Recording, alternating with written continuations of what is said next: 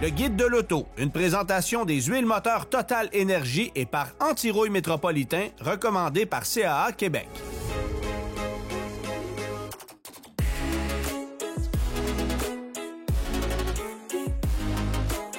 Antoine, cette semaine, on met à l'essai le Acura ADX. Mais avant de parler du produit, peut-être un mot sur la marque, parce que c'est moi où j'ai l'impression que c'est une marque qui tend à se faire un peu oublier à travers le temps, là. De moins en moins considérée par les acheteurs parce qu'effectivement, on a une gamme vieillissante et surtout, on n'a pas l'impression que le constructeur Honda a pris soin de l'image de cette marque-là.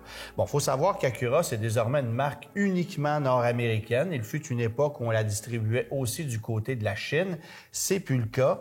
Et on a l'impression que Honda, du côté du Japon, a laissé les Nord-Américains gérer Acura. Si bien qu'on a un réseau de concessionnaires aujourd'hui qu'on doit satisfaire, mais dans un marché qui est de plus en plus difficile, où il y a beaucoup de concurrence dans le monde du luxe et où l'emblème Acura ne brille pas autant qu'à une certaine époque. On n'en a pas pris soin essentiellement, comme ça a été le cas du côté de chez Lexus par Toyota. Tu comprends ce que je veux dire? Alors, Acura doit repartir de loin et en plus, on est dans une ère de changement chez Acura, mais en pleine réévaluation. C'est-à-dire qu'on devait remplacer tous les produits actuels par des modèles électrifiés. On sait que le RSX va arriver l'année prochaine. Ce produit-là devait remplacer le RDX. Finalement, ça sera pas le cas. Le RDX va demeurer. Mais c'est un produit qui va fêter son 8e anniversaire en 2026, le RDX, sans changement d'importance. Alors, c'est très difficile de faire compétition à tout ce qui est proposé sur le marché, autant par les Américains que les Allemands, que les autres marques européennes, même Genesis. Alors, Acura repart de loin.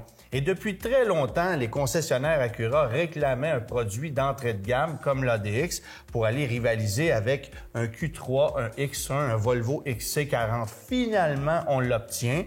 On pourrait dire mieux vaut tard que jamais, mais c'est certain que c'est un produit qui va faire énormément de bien pour les concessionnaires Acura au Canada, en tout cas. L'ADX, c'est le seul produit chez Acura qui n'est pas assemblé du côté des États-Unis. On est plutôt du côté du Mexique. Oui, effectivement. Il y a l'NSX qui était fabriqué au Japon, mais ce modèle-là est disparu. Et du reste, ce sont des produits américains, littéralement. Mais l'ADX, c'est un produit qui dérive du HRV. Il est fabriqué à la même usine. On reconnaît d'ailleurs plusieurs gènes du HRV en observant le produit.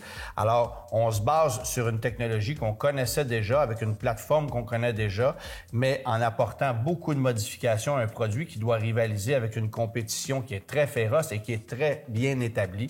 Alors, on va voir sur la piste si ce véhicule-là se défend bien face à la compétition.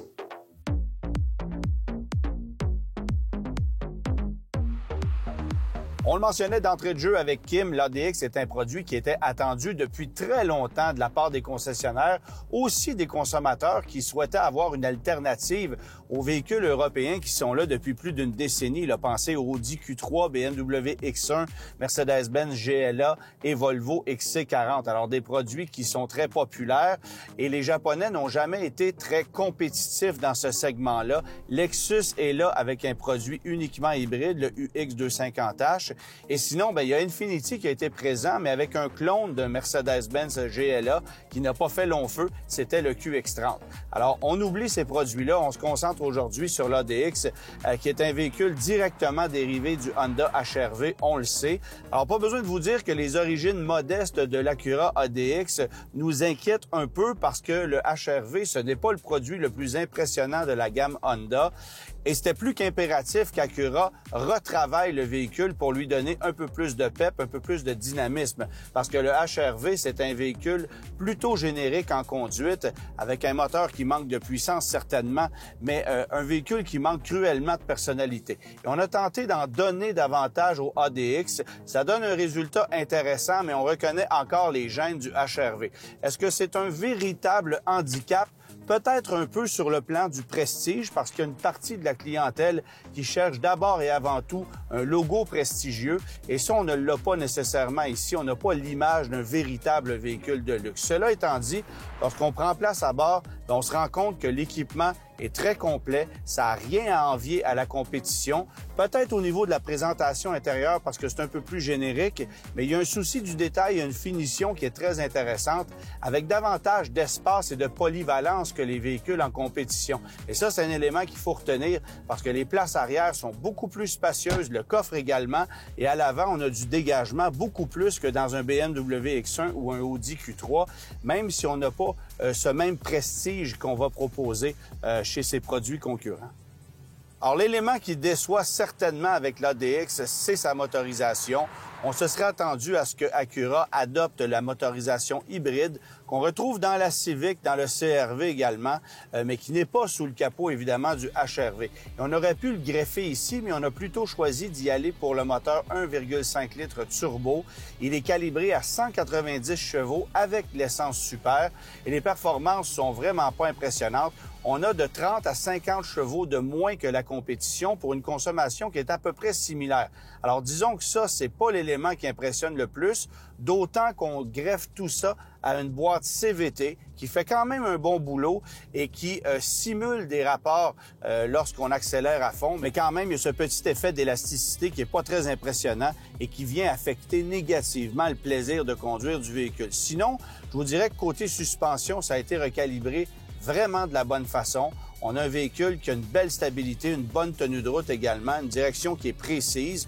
Évidemment que le véhicule est doté des 4 roues motrices, du rouage intégral, qui est optionnel sur le marché américain. On peut obtenir aux États-Unis un ADX à 2 roues motrices, mais pas au Canada.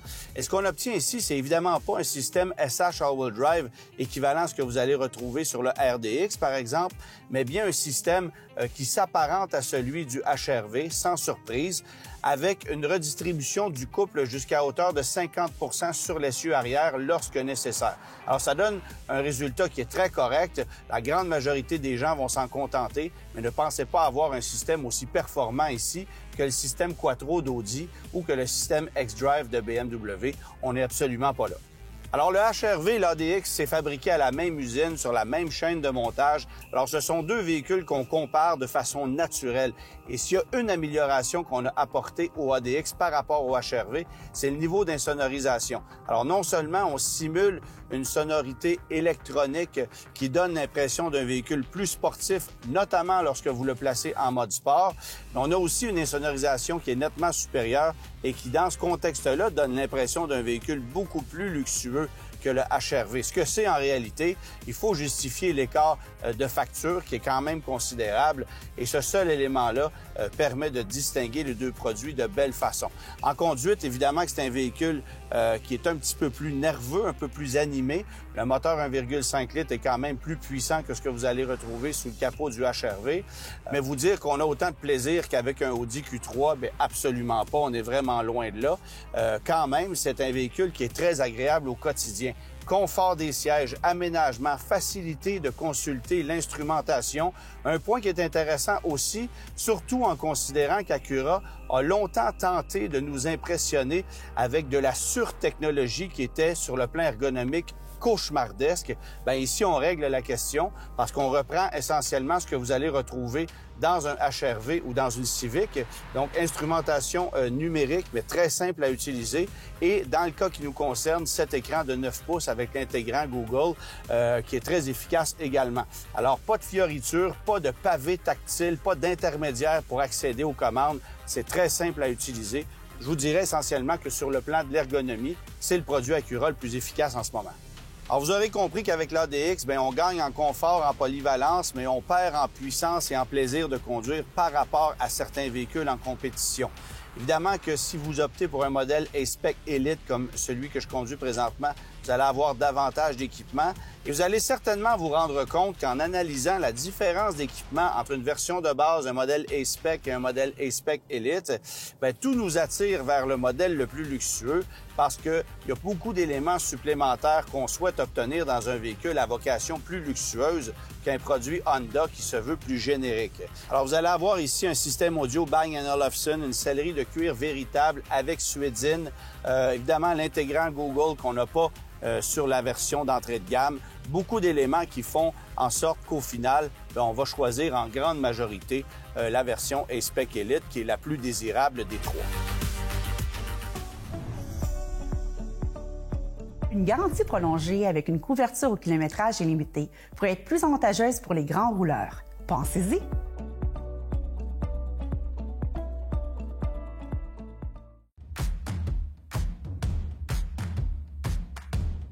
Les huiles minérales disparaissent, remplacées par des huiles synthétiques plus performantes, avec des moteurs plus compacts, tournant à haut régime et produisant plus de puissance.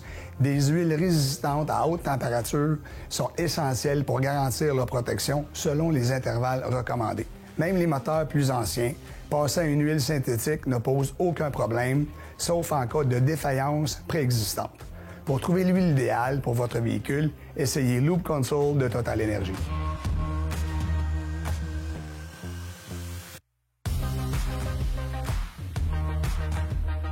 Tu m'amènes dans quelque chose de classique.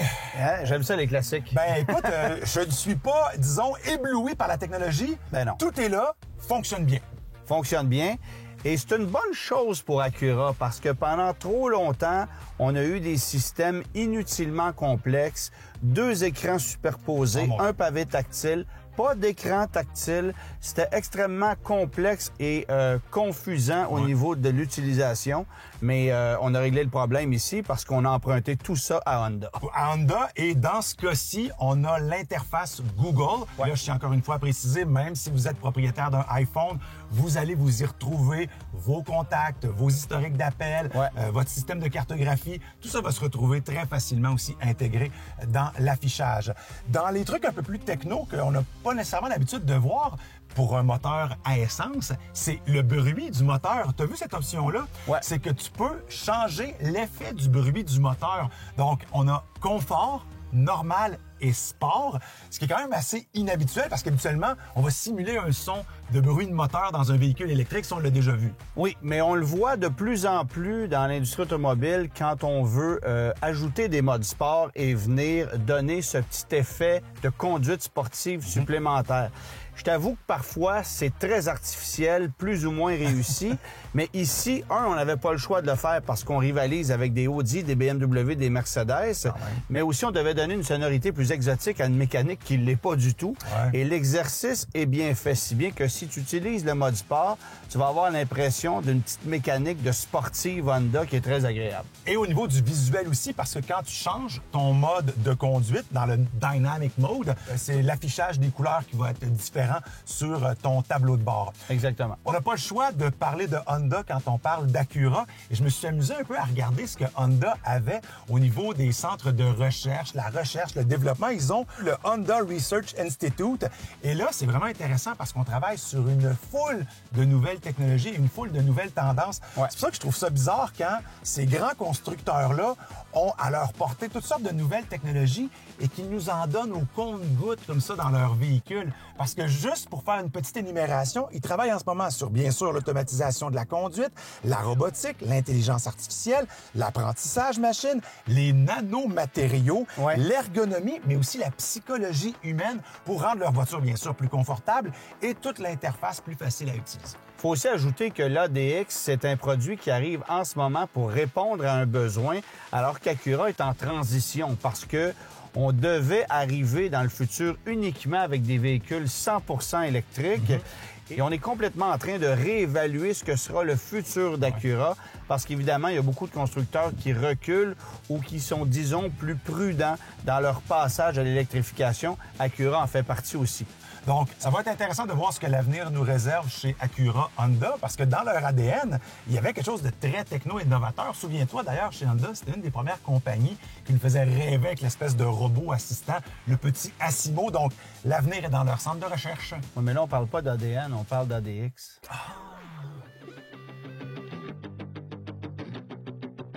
Avec le nouveau ADX, Acura lance ce qui est essentiellement une version endimanchée plus équipée du Honda HR-V en adoptant une recette classique dans l'industrie afin de créer à peu de frais un tout nouveau modèle pour la marque de luxe du constructeur japonais. Dans ce créneau très restreint où les joueurs ne sont pas légion, le ADX tente de rivaliser avec des concurrents comme le Audi Q3 et le BMW X1, entre autres. Pour ce qui est des performances et de la dynamique, le ADX est nettement en retrait par rapport à ses rivaux allemands. Même si le ADX est doté de plusieurs modes de conduite, on ne sent pas vraiment de grandes différences pour ce qui est du comportement routier. Aussi, la puissance de son moteur et la réactivité de la boîte à variation continue laissent à désirer. En fait, on aurait espéré pouvoir compter sur une motorisation plus performante et une dynamique plus relevée, étant donné qu'il s'agit d'un véhicule de marque Acura. Ce qui fait la force du ADX, c'est que ses suspensions sont calibrées en fonction d'offrir un bon niveau de confort et que c'est un véhicule qui est mieux insonorisé que le Honda HR-V dont il est dérivé. Aussi, la fiabilité devrait être bonne, soit à l'image de celle du Honda HR-V, mais encore une fois, on s'attendait à plus de la part d'Acura. Qu'est-ce que la cote de vitesse d'un pneu? C'est la vitesse maximale à laquelle un pneu peut supporter la charge du véhicule. Elle est désignée par une lettre qui apparaît sur le pneu après ses dimensions. Et on choisit la bonne cote de vitesse pour un freinage, une tenue de route, une direction ainsi qu'une stabilité optimale.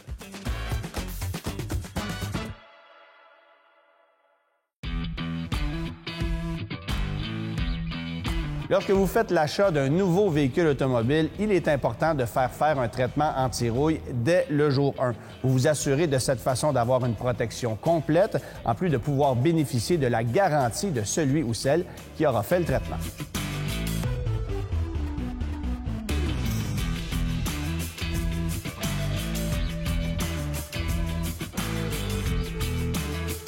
Acura ADX 2A, ça devrait être le premier véhicule de la section essai dans le guide de l'auto, mais je ne l'ai pas trouvé.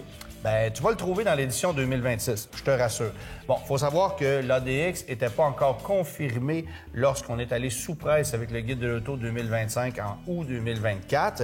Le véhicule est arrivé sur le marché au printemps de 2025 et c'est là qu'on a appris tous les détails le concernant, comme quoi l'industrie automobile évolue rapidement et qu'il n'y a plus de période dans l'année pour lancer de nouveaux modèles.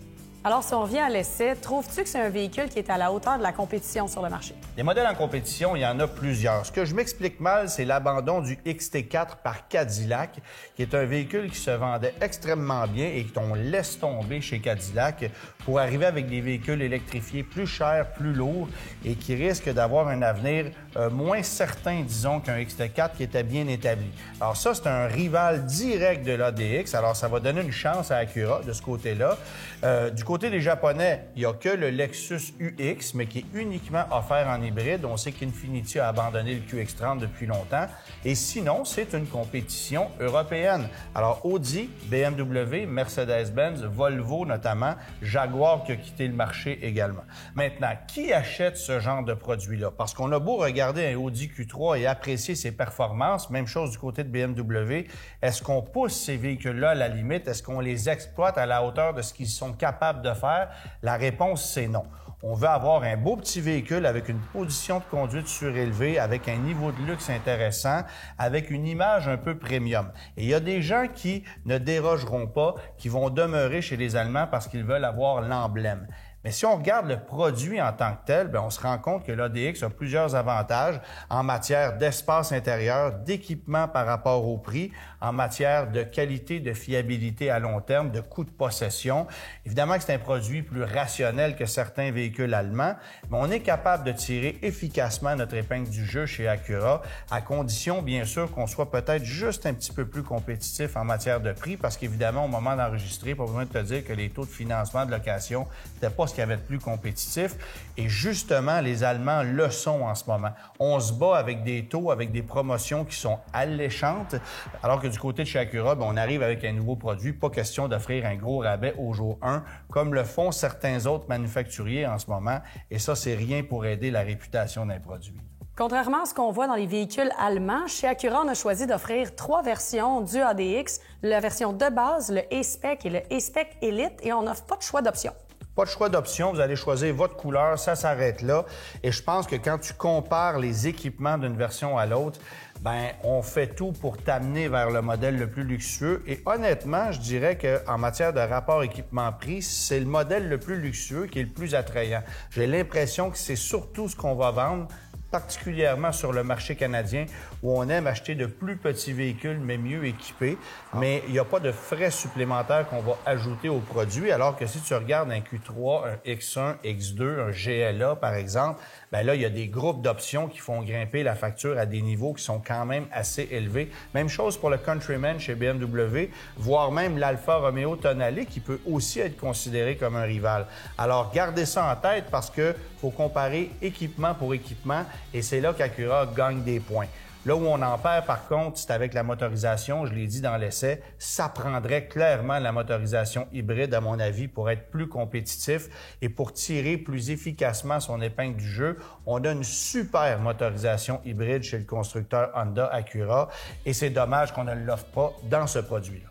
La semaine prochaine, on ne dit pas ce qu'on met à l'essai, mais Antoine, ça sera probablement l'émission la plus controversée de l'histoire du Guide de l'auto. Assurément. Cette émission vous a été présentée par les huiles moteurs Total Énergie.